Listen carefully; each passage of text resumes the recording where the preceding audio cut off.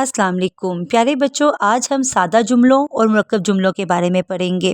وہ جملہ جس میں ایک بات یا خبر بیان کی جائے اسے سادہ یا منفرد جملہ کہتے ہیں، اور مرکب جملہ جب دو یا دو سے زیادہ جملے مل کر ایک جملے میں کسی مفہوم یا خیال کو ادا کریں تو وہ مرکب جملہ کہلاتے ہیں۔ ہم ان کو چند مثالوں کے ذریعے بھی دیکھتے ہیں۔ سادہ جملے میں کہتا ہوں محنت کرو، اور جب ہم اس کو مرکب جملہ بنائیں گے تو ہم لکھیں گے میں یہی کہوں گا کہ محنت کرو۔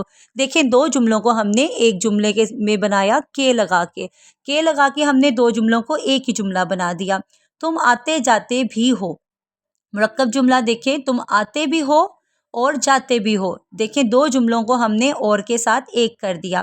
تم آئے بہار آئی، تم جو آؤ تو بہار آ جائے۔ وہ وعدے یاد نہیں رکھتا، وہ وعدے تو بہت کرتا ہے مگر یاد نہیں رکھتا۔ اس طرح سے سادہ جملوں سے ہم مرکب جملہ آسانی سے بنا